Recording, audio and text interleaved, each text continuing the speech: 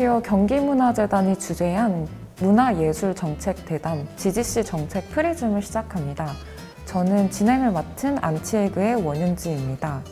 프리즘을 통해서 다양한 빛이 퍼지듯이 본 프로그램을 통해서 문화예술계의 건강한 담론을 형성하고 또 이를 통해 지속 가능한 생태계를 만드는 데 기여하고자 합니다.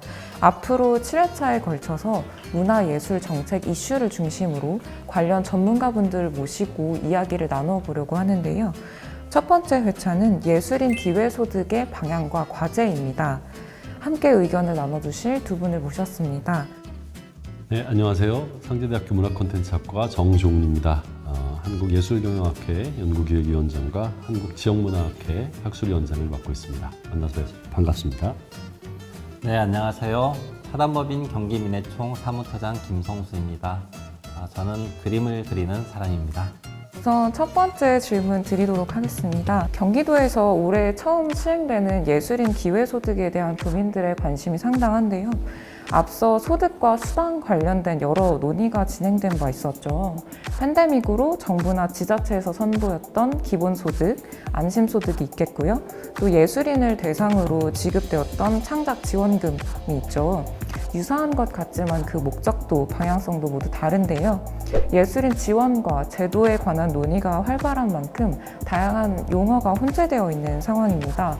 기존에 사용되던 용어와 이번에 새롭게 등장한 기회소득은 어떤 차이가 있을까요? 우리나라의 이제 예술인 복지 관련한 정책이 본격적으로 시행된 게 2011년 예술인 복지법이 제정된 이후라고 할 수 있을 것 같습니다. 그 이후에 2021년에 예술인 지위와 권리에 관한 법률도 제정이 되면서 이제 예술인을 위한 복지 정책이 상당히 좀 탄탄하게 구축되어 가고 있는 상황이라고 할 수 있겠습니다. 하지만 이 경기도에 추진하고 있는 예술인 기회소득은 일반적인 복지하고는 조금 다른 대안적인 어떤 소득 개념이 있기 때문에 좀 독특한 위상을 갖는다고 할 수 있을 것 같습니다. 근데 이제 기본소득과 이 기회소득에 좀 중요한 차이점이 있는데요. 기본소득 같은 경우에는 보편성과 무조건성이라는 원칙을 가지고 있습니다. 그래서 누구에게나 어떤 활동을 하거나 또는 소득이 많거나 적거나에 상관없이 소득을 제공하는 그런 것이었다고 한다면 이 예술인 기회소득은 특정한 어떤 조건 그리고 특정한 어떤 참여를 하는 것을 바탕으로 해가지고 소득을 지원을 하는 거기 때문에 약간 좀 차이가 있다라고 말씀을 드릴 수가 있을 것 같습니다. 추진한 배경에서 예술인들이 하고 있는 활동이 사회적인 가치가 있다.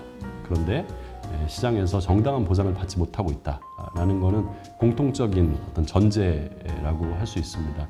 그러니까 기본소득 같은 경우에는 한 500년의 역사가 있고요. 그리고 기본소득에 대한 대안적인 모색에서 나온 참여소득 같은 경우에도 1990년대 중반에 나온 개념이기 때문에 그 사이에 학술적인 연구들이 좀 있었습니다. 하지만 이제 기회소득은 새롭게 경기도가 정책 용어로 제시한 거기 때문에 아직까지 그 용어가 정립되어 있다고 볼 수는 없습니다. 하지만 문화 콘텐츠 이런 개념도 사실은 정부의 정책 용어로 나와가지고 지금 이제 자리를 잡은 것처럼 잘 설계된다면 기회소득이라는 개념 그리고 그 지향이나 이런 의미 같은 것들이 활발하게 논의될 수 있을 거라고 생각이 됩니다.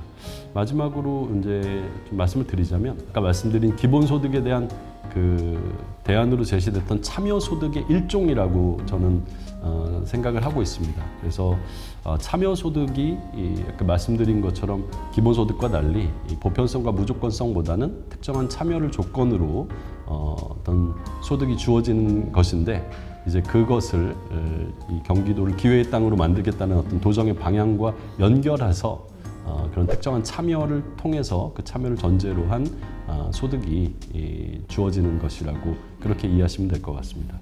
사실 경기민회총은 이제 경기도에서 추진했던 그 정책 축제에서 예술 파트에서 예술인 기본소득에 대해서 3년에 걸쳐서 토론 주제를 잡고 추진한 바가 있습니다. 그래서 저희는 이제 예술인 기본소득을 주요한 예술인들을 위한 직접 지원에 대한 정책 방향이라고 보고 상당한 논의를 진척시켜 왔고 그 결과 작년에 실험적으로 5개 시군에서 예술인 창작 수당이라는 것을 지급한 적이 있습니다. 예술인들이 작년 이제 코로나 팬데믹 3년 차를 맞이하면서 삶이 굉장히 힘들었기 때문에 어서 빨리 시급하게 지급할 수 있는 방안이 뭘까라고 해서 창안했던 게 이제 창작 수당이었죠. 창작 수당 조례를 어쨌든 예술인 기본소득 가기 위한 단계로 봤기 때문에 일단 환영을 했고 실제 이 실험이 굉장히 좋은 성과를 냈다라고 판단을 합니다. 근데 이제 올해 이제 예술인 기회소득이라는 새로운 이름의 예술을 위한 그런 지원 정책이 발표가 됐는데 기회소득에 대해서 사실은 상당히 이제 좀 현장에서는 고민이 많아요.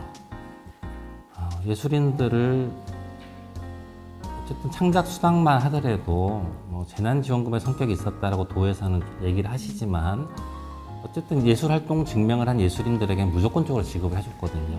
신청만 하면. 그런데 이제 기회소득은 중위소득 120% 그리고 예술활동 증명을 득한 자 이렇게 대상자를 좀 분류해 놓은 거죠. 이제 소득이 많은 사람을 주지 않는. 그래서 예술인들은 아니 이 기본소득이든 창작수당이든 그래도 그 철학적 배경이 예술가들을 어떤 사회적 공공재로 놓고 보고 그들을 특별히 우리 사회가 인정하고 그들의 어떤 예술 창작 행위에 대한 그 사회적 인정 이런 것들을 기초해서 출발했다고 봤는데 기회소득으로 가면서는 이건 약간 뭔가 그래도 예술인들에 대한 구휼책 아니야? 누군가에겐 주고 누군가는 받지 못하는 그런 또 차별이 생기기 때문에 예술가로서의 사회적 지위를 존중받는다는 느낌이 좀 반감되는 그런 효과가 발생한 거죠. 예술인 기회소득에 대해서는 상당히 현장에서 아직은 그래도 일부 환영은 하지만 그래도 철학적 배경이 조금 달라진 부분에 대해서 의견들이 많이 올라오고 있는 상황입니다. 그 사무처장님이 말씀해주신 의견과 좀 두 번째 질문이 연관될 것 같은데요. 예술인 기회소득은 사회적으로 가치를 창출하지만 시장에서 인정받지 못하는 예술인들에게 하는 보상으로 알려져 있는데요. 예술인 기회소득이 제도적으로 정착하고자 한다면 이 사회적 가치에 대한 공감대 형성이 필요할 것 같습니다. 경기도민들 사이에서 예술인 기회소득이 공감대를 형성하려면 좀 어떤 노력을 기울여야 할까요? 일단 예술인에 대한 좀 인식, 예술인은 어떤 존재인가에 대해서 우리 시민들이 또 우리 예술인 스스로도 그리고 정책 당국에서도 예술인에 대한 입장과 태도가 조금은 달라져야 되지 않을까라는 생각이 듭니다. 예술의 가치가 과연 뭐야? 라고 이제 얘기할 수 있는데 정책 당국은 분명하게 이제 예술 자체가 예술인이 사회적 공공재다라는 이런 인식을 명확하게 해서 시민들에게 대중들에게 잘 설명하고 해설해야 하고 설득할 필요가 있다. 공공재라는 것은 공공을 위해서 기본적으로 사회가 제공해야 되는 것들이잖아요. 가스, 전기, 물 이렇듯이 예술도 우리 삶을 지탱하는 하나의 중요한 요소라고 생각하는 것 이렇게 해야지 정책적 패러다임이 전환이 된다고 생각을 하고요. 그리고 이제 예술이 사회적으로도 많은 역할을 해오잖아요. 예술인들의 어떤 가치의 긍정적인 영향에 대해서 사례도 좀 많이 수집해서 이것들이 대중들과 이게 좀 공유되고 축적되어서 예술이 정말 공공재구나, 예술가가 우리가 보호해야 할 소중한 존재구나 이렇게 좀 인식을 할 수 있도록 해야 된다 라고 생각합니다. 예술인이 꼭 필요한 이유에 대해서 먼저 공감대를 형성하고 나서야 이제 제도가 도입이 됐을 때도 특별히 배타적인 시각 없이 좀 잘 정착을 할 수 있겠다는 의견이신 것 같은데 혹시 교수님께서는 어떤 의견을 가지고 계신가요? 도민들 간의 어떤 공감대를 형성한다는 문제는 저는 단순하게 캠페인이나 홍보를 예산을 늘리거나 이런 식으로 해결될 수 있는 문제는 아니라고 생각해요. 기본소득의 대안으로 기회소득이 제시되었다면 대안성이 좀 더 부각될 필요가 있다고 생각해요. 단순히 예전에는 보편성과 무조건성이었는데 이게 축소되었다라는 그런 차원이 아니라 지금 현재의 어떤 우리나라의 그 상황, 정책적인 상황이라든지 시민들의 의식이라든지 이런 것들을 감안해서 여기서부터 출발하지만 이것이 그리는 그림은 기본소득하고 무엇이 다른지가 명확하게 제시될 필요가 있다고 생각합니다. 그 부분이 지금 어쨌든 참여라는 개념으로 좀 모여질 수 있을 것 같은데요. 지금 현재 이제 도청에서 그 제안하고 계신 참여의 기준이 좀 명확하지가 않습니다. 그러니까 예술인복지재단이라는 중앙정부의 그 기관의 활동 증명을 받은 것, 그것이 과연 경기도가 기회의 땅으로 거듭나기 위한 참여의 조건일까? 라는 부분들을 생각해 볼 수 있죠. 참여가 무엇이냐에 대한 정의가 불명확할 뿐만 아니라 어디를 향해서 가는지도 명확하지가 않습니다. 예술인들의 어떤 기회소득을 통해서 예술인들이 자신의 재능과 자신의 역량을 발휘해서 경기도에 기여한다고 했을 때 어떤 변화가 일어날 것인지 그 비전이 이 기회소득과 연관해서 조금 더 명확해질 필요가 있다라는 그런 생각이 듭니다. 시범 사업을 진행하면서 이 예술인들의 참여가 무엇인지 기대하는, 예술인들이 무엇을 통해서 이 사회적 가치를 한 번 더 증명하실 수 있고 또는 간과하고 계셨던 본인들의 역량과 능력의 범위들을 확인하실 수 있을지 그 부분들을 좀 우리 넛지라고 하잖아요. 살짝 통해서 그런 기회들을 확대할 수 있는 그런 계기로 삼아야지 인식 공감도 분명하게 이루어질 수 있다라고 생각이 됩니다. 참여와 비전에 대한 명확성이 중요하다는 말씀을 해주신 것 같고요. 마지막 질문 드리도록 하겠습니다.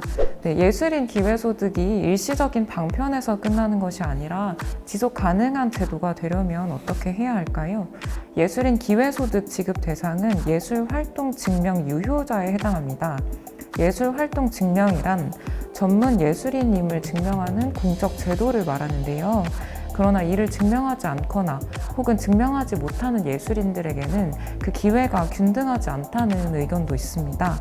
재원이 한정되어 있을 뿐만이 아니라 제도가 초기 단계이니만큼 그 방향성을 모색하고 있기 때문인 걸로 보이는데요. 제도의 안착과 확산을 위해서는 어떤 논의가 더 필요할까요? 시각을 경기도 안에만 놓지 말고 경기도가 선도적으로 중요한 실험을 하고 있다는 그런 인식을 가지고 접근하는 게 필요하다고 먼저 말씀을 드리고 싶습니다. 제주도도 예술인 참여소득이라는 제도를 준비를 하고 있다고 해요. 제주도에 그 준비하고 있는 상황에서 우리가 좀 참조할 수 있는 지점은 제주형 예술인?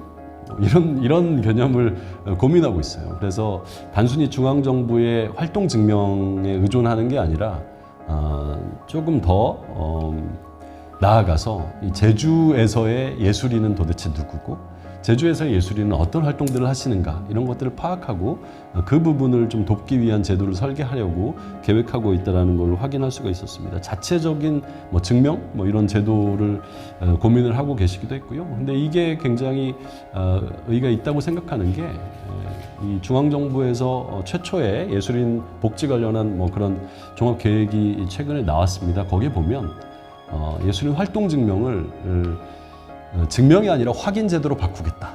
그리고 지금은 이제 예술 장르별로 이 증명하는 기간들도 다 다른데 이것도 맞추겠다. 그러니까 변화가 예상되고 있거든요. 근데 그런 부분에 대한 고려를 하면서 자체적으로 경기도에서 어떻게 정의를 하고 어떻게 범위를 잡고 어떻게 할 것인지 나름의 좀 고유한 고민이 좀 필요하다고 생각이 됩니다.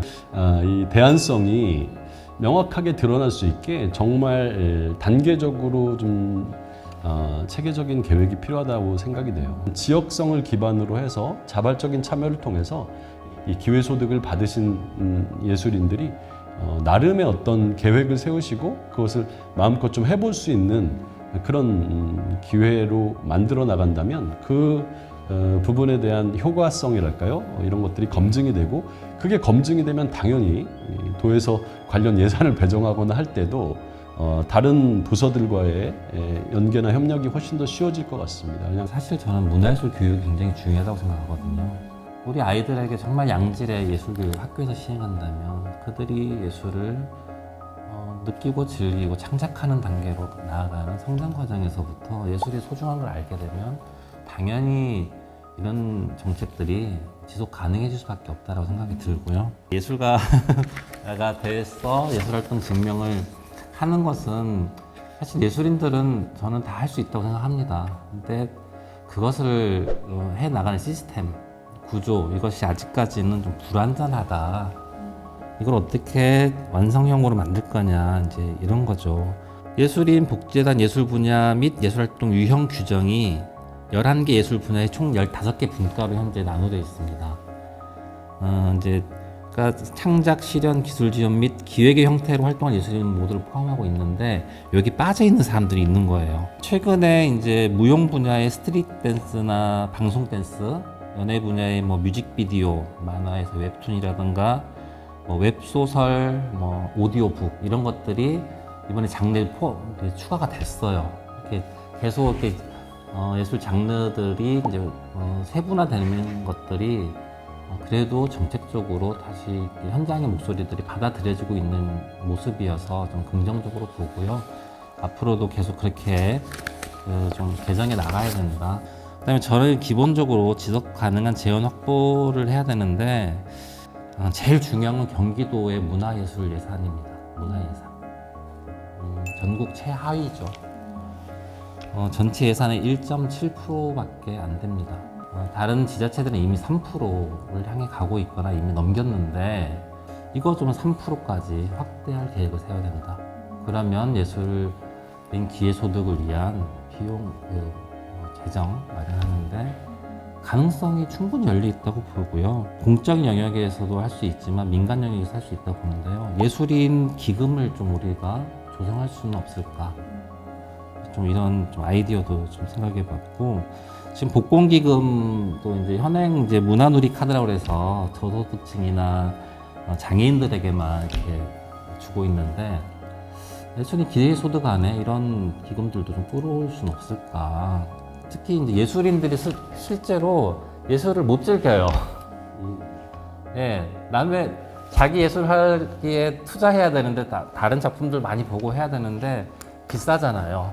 서로 주고받으면서 서로 같이 발전해 나가야 되는 기회로 삼을 수가 있는데 좀 이런 것들 하나하나 좀 세세하게 우리가 좀 들어가 보면 기회소득이 비단 금액이 얼마냐 이게 목적이 아니라 예술가들이 예술 활동을 하는데 어떻게 우리 사회가 인정하고 도움을 줄 거냐로 접근해 보면 다양한 방법의 해결책들을 찾을 수 있지 않을까 생각합니다. 예술계 좀 직업적 특수성과 사각지대에 관한 이야기를 주로 해주신 것 같아요. 좋은 의견 나눠주셔서 감사드리고요. 예술인 기회소득이 올해 처음 시행되는 만큼 경기도민들과 예술인들 모두에게 실효성 있는 정책으로 나아가기를 바라고요. 이번 대담은 여기서 마치도록 하겠습니다. 저는 다음 회차 때 찾아뵙고요. 오늘 참석해주신 두 분께 정말 감사드립니다. 네. 감사합니다.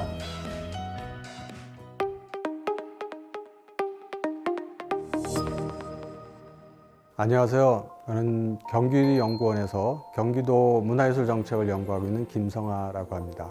현재 경기도에서는 예술인 기회소득을 추진할 예정입니다. 이와 관련하여 예술인 기본소득과의 차별성, 그리고 여전히 사회적 합의가 요구되는 몇 가지 쟁점들을 살펴보고자 합니다. 먼저 예술인 기본소득을 간략히 정리해보면 다음과 같습니다. 예술인 기본소득은 범주형 기본소득입니다. 기본소득의 가장 중요한 요소 중 하나인 보편성은 모든 사람을 대상으로 합니다. 반면 예술인 기본소득은 예술인을 대상으로 한다는 점에서 청년 기본소득, 장애인 기본소득, 농민 기본소득 등과 유사한 범주형 기본소득으로 정의됩니다. 자, 그런데 여기서 몇 가지 쟁점이 제기됩니다. 첫째, 범주형 기본소득의 다양한 대상들 중 왜 예술인인가? 라는 질문입니다. 사회 구성원들은 농민, 장애인, 플랫폼 노동자 등 여러 범주로 나누어지는데 이들 모든 사회 구성원들을 범주형 기본소득으로 구분하여 지급할 수 없다면 왜 그 중에서 예술인이 먼저 지급 대상이 되어야 하는가에 대한 사회적 공감대가 형성되어 있는가라는 점입니다. 둘째, 예술인 기본소득에 대한 사회적 공감대가 형성되었다는 전제 하에서도 여전히 제기되는 이 두 번째 중요한 쟁점이 있습니다. 기본소득의 무조건성이 적용되지 않는다는 점입니다.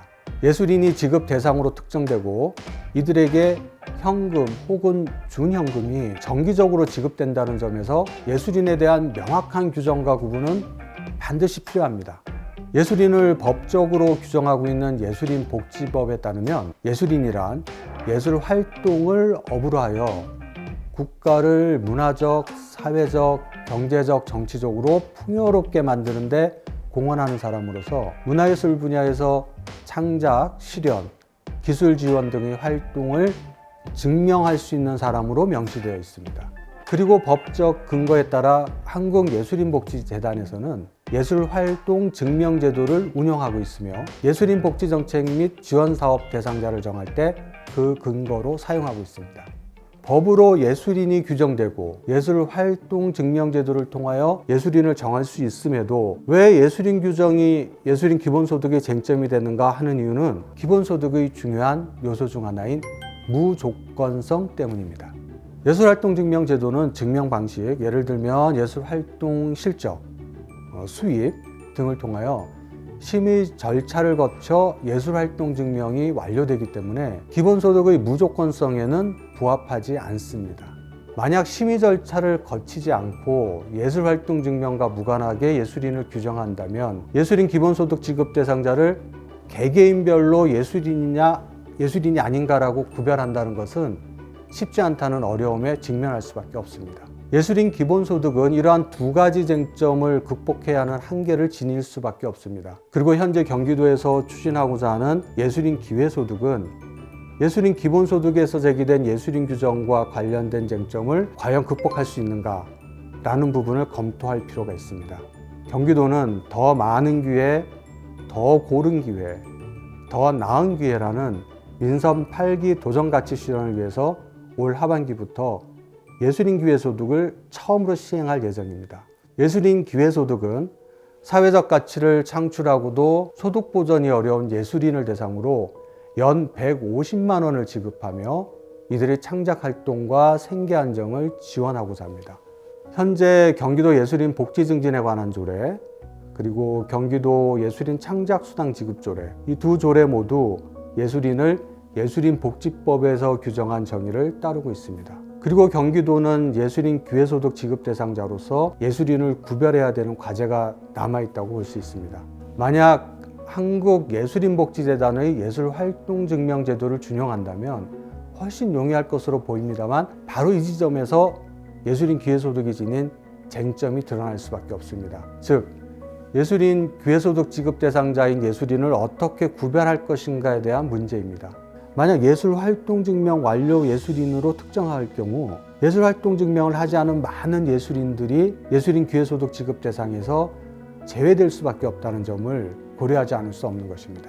그리고 이들 중에는 활동증명을 위한 예술활동 실적, 수입 등을 충족시키기 어려운 경제적 지원이 필요한 예술인들에게 더 많은 기회, 더 고른 기회, 더 나은 기회가 부여되지 않을 수 있으며 이는 결국 예술인 기회소득의 근본적인 목적을 희석시킬 수도 있다는 것입니다. 또한 예술활동증명 심의를 통과하지 못한 예술인은 두 가지 사회적 편견에 빠져들 위험이 있습니다. 첫 번째, 이들은 과연 예술인인가? 아니 예술인이 아닌가? 라는 점입니다. 두 번째, 이들의 예술활동이 사회적 가치를 창출하는 데 역부족이었는가? 라는 의문이 사회적 편견으로 작용할 수 있습니다. 그리고 예술인 기회소득은 그 지향하는 바와 무관하게 기회를 가진 사람들에게 기회가 주어지며 또 기회를 필요로 하는 사람들에게는 기회가 주어지지 않는 모순된 현상에 노출될 수밖에 없습니다. 왜냐하면 예술활동증명을 완료한 예술인들은 이미 심의 절차를 거쳐 예술인이라는 기회를 획득한 사람들이라고 볼 수 있기 때문입니다. 현재 예술활동증명제도의 공정성과 엄격성을 제고하기 위해서 제도 개선이 필요하다는 현장의 목소리가 점점 커지고 있다는 점을 감안한다면 예술활동증명 완료 예술인만을 예술인 기회소득의 대상자로 특정할 수 있는가에 대한 고민은 더욱 깊어질 수밖에 없습니다. 그럼에도 예술인 기회소득의 지급 대상인 예술인을 구별하기 위해서는 예술활동증명 완료 예술인으로 한정할 수밖에 없다는 현실적 선택을 할 수밖에 없습니다. 그리고 이런 상황에서 예술인 기회소득이 예술인들에게 더 많은 또 더 고른 더 나은 기회를 주기 위해서는 예술활동증명 완료 예술인이 아닌 예술인에 대한 지원 정책도 함께 검토 시행될 필요가 있다고 봅니다. 그래야만 경기도의 더 많은 기회, 더 고른 기회, 더 나은 기회라는 민선 8기 경기도정의 가치가 더욱 확대될 것이라고 봅니다.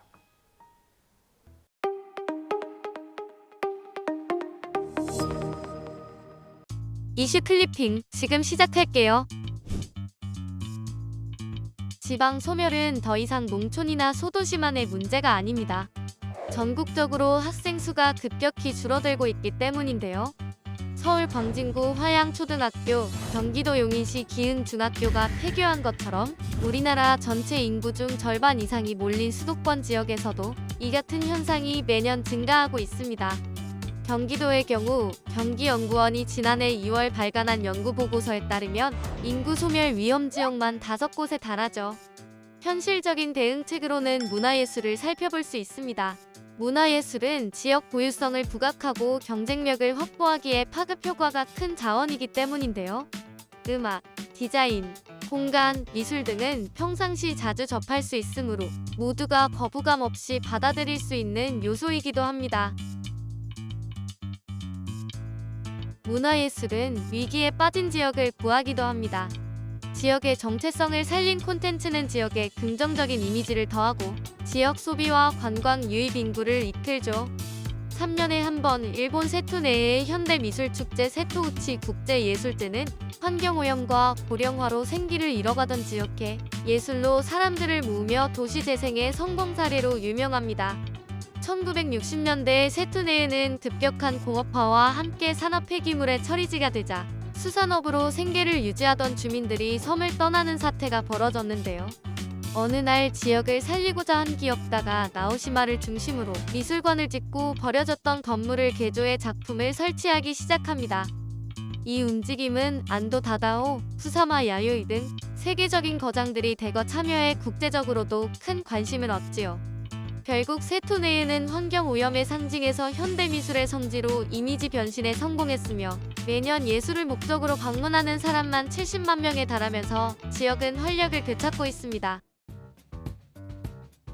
지금 경기도에서는 어떤 문화예술을 만날 수 있을까요?